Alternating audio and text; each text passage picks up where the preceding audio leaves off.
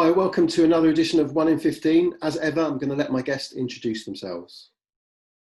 Hi, my name's Ali Campbell. Been doing youth and children's work for just over 30 years.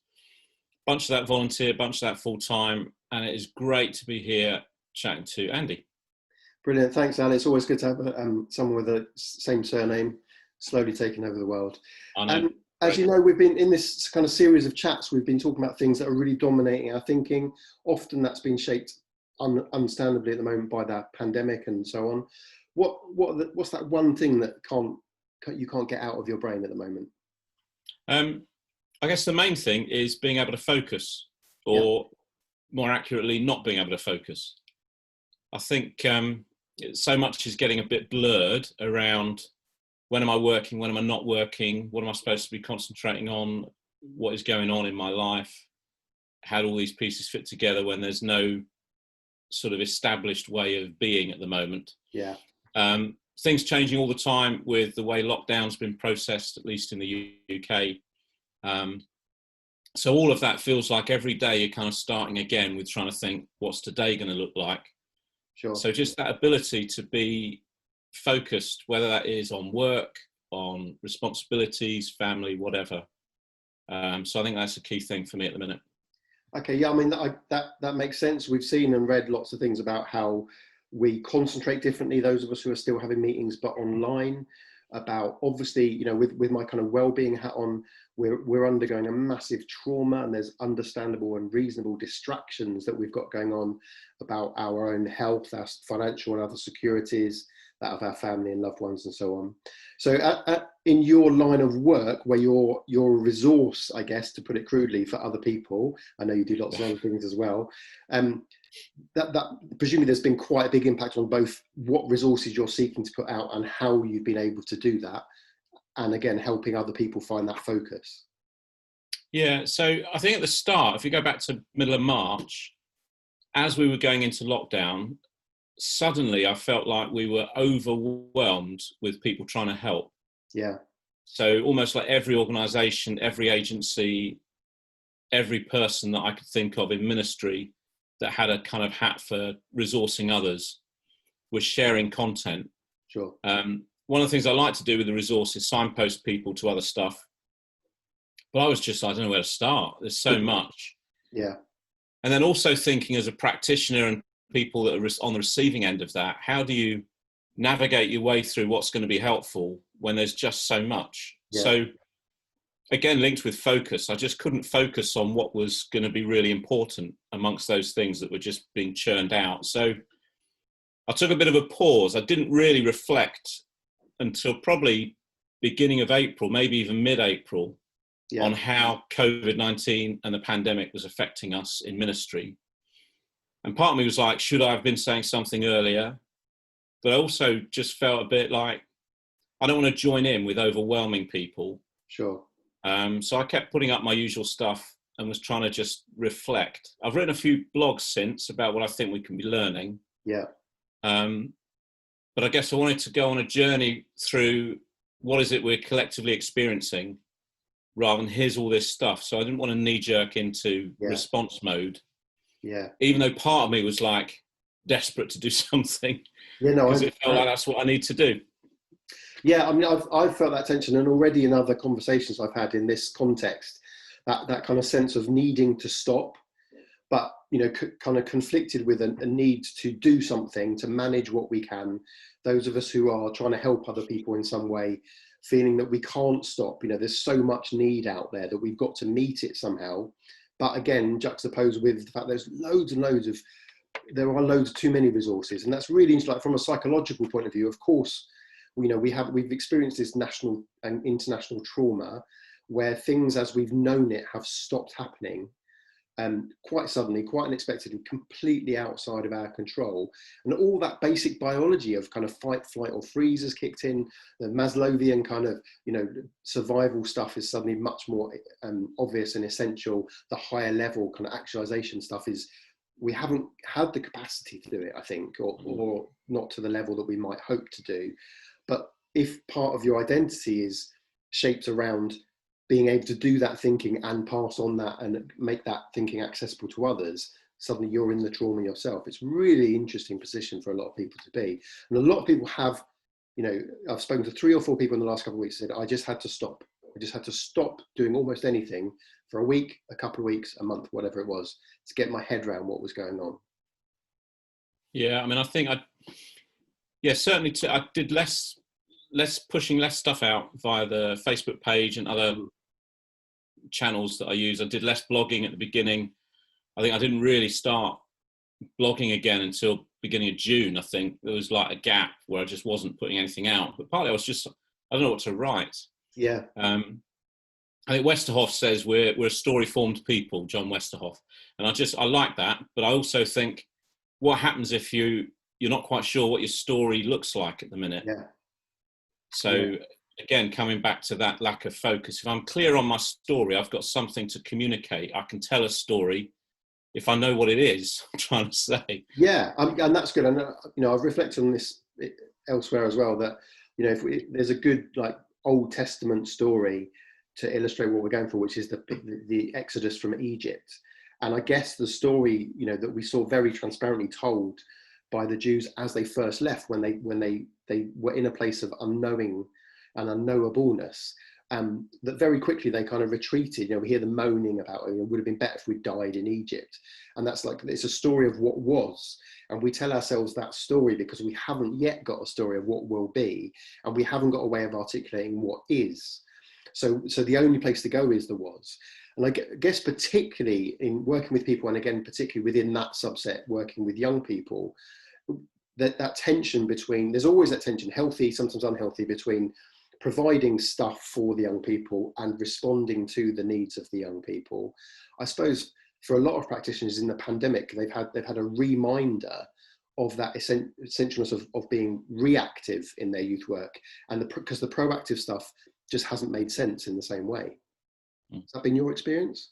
Yeah, I think so. I think there's also a sense of, if I'm authentically journeying with young people, then there has to be a way of exploring. So like, I love the idea, Mark Yaconelli writes in Contemplative Youth Ministry about being guides rather than gurus. Yeah. But I think sometimes even there as youth workers, we fall into the trap of I need to have the answer, or I need to be providing something that offers certainty or reassurance. Yeah. And somebody else was talking about, what about lament and having a sense of loss? Yeah. And just sitting in the moment and thinking, this is rubbish. Yeah. How can we just be here for a minute, not rush on to kind of try and answer it or sort it or resolve it, but just sit for a space of time and think, this hasn't been good. Yeah. We're not in a good place. Let's sit with that for a minute. What's God saying? But not in a kind of like, what is God teaching us? Not everything needs to be a teachable moment. It's just about taking time to realize I feel rubbish in this situation. Yeah. That's okay. As a provider of content or support for others, it's all right for me to not know what to do at this point. Yeah. Yeah, and so you talk about authenticity. I think that's much more authentic, actually, isn't it? If somebody is there going, I've got all the answers. There was a flurry of resources inside the church and outside the church in different structures saying, oh, this is what we need to do. This is what this is teaching us. I was like, well, actually, we don't know. We don't know enough of what we're going through to be able to reflect properly on what it's teaching us. And I guess that's to come back to your point about focus. That's why focusing has been hard. Again, from a psychological point of view, our the survival stuff kicking in, we can't do the heavy thinking, so our focus is troubled. But also we've got all these pressures internally and externally telling us what we should do. Those kind of tweets at the beginning from people who've been put on furlough and had loads of creative time anyway. Well, if you don't come out of furlough, having written a book or learned a new instrument, it's not. I remember seeing one. It's not time that's the issue. It's discipline. I'm like, well, I would argue it's still a little bit more complicated than that. Yes, no, I think so. If your mind is slightly thrown because everything is up in the air, if you're not used to, because you don't use time in the way that we now have it or have had it. So, things that people do as normal part of their day, the commute, Even just if you work for a place down the road, there's still the walk to the office, or even if it's nearby. So just those normal routines have gone. We now have, in theory, more time, but when we're used to filling that time, suddenly having time that's not filled, I don't think we know. I mean, again, coming back to contemplative youth ministry, on the back of the book, Mark Yaconelli just wrote these 3 things. So we don't know how to be with God, we don't know how to be with young people, and we don't know how to be with ourselves. Yeah. So I was like, great. Perfect. I think we struggle unless I've got something to do. Yeah. In terms of, unless I feel like there's purpose, and for me that has to look a certain way, then what am I supposed to be doing with my time? It's a glib answer, I think, to say, well, just discipline. Yeah. Because there's so much more going on, I think, than that. Yeah, and I think I've been really struck. It's no secret that in a lot of what we might call ministry circles, people's identity is really tied up with what they do, and of course that's true in other professionals as well, in other areas of profession. But that so suddenly we've got this kind of thousands and thousands of people who can't be the thing that they are, and therefore they don't know who they are. They don't know what they are outside of that. It's really, really frightening. I think where a lot of the, like for example, panic buying toilet roll, it wasn't a symptom of people being greedy. It was a symptom of people trying to find some control. Buying stuff is something they could hopefully or felt they could maybe control in a sea of uncontrolled and unpredictability. Yeah. And I think in terms of youth work, there's been a combination of people I've seen in terms of those I'm trying to support who are like rabbit in the headlights and were, I think, for 6 to 8 weeks, just not knowing what to do. Yeah. So because they didn't know what to do, they did nothing. And for others, because they didn't know what to do, they did everything they could possibly put their hand to. Yeah. So what you ended up with is a chaotic mess of stuff that didn't hang together. Yeah. But at least they thought, I'm trying, I'm doing something. Yeah.